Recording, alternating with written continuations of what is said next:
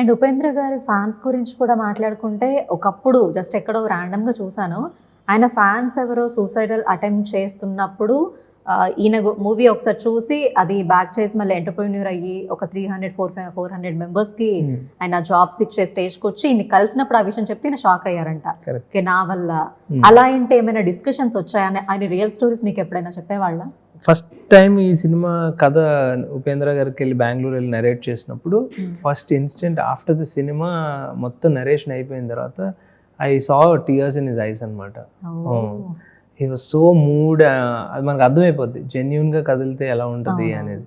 So I spoke lot about the story, ఇది బాగుంది అది బాగుంది, ఆ డైలాగ్ నుంచి ఈ డైలాగ్ వరకు ఎండ్ చేసావు, ఇలా ఒక డైరెక్టర్ ఉన్నారు కదా ఆయనలో, డైరెక్టర్.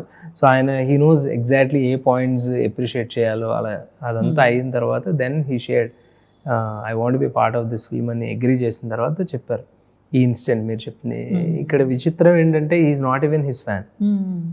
ఆయన ఆ సినిమా చూస్తున్నప్పుడు ముగ్గురు కలిపి వెళ్ళారంట, మిగతా ఇద్దరు ఉపేంద్ర గారి ఫ్యాన్, అది ఉపేంద్ర అనే సినిమా. సో వెళ్తూ ఉంటే he was not interested, the other man, third person.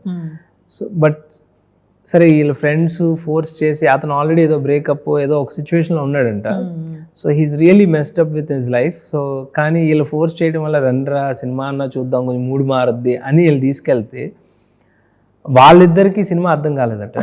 ఈయనకి అర్థమయ్యి బయటకు వచ్చి వాళ్ళు మాకు అర్థం కాలేదు సినిమా, ఇంకొకసారి చూద్దామంటే నాకు అర్థమైందని చెప్పి వెళ్ళిపోయాడంట ఆయన.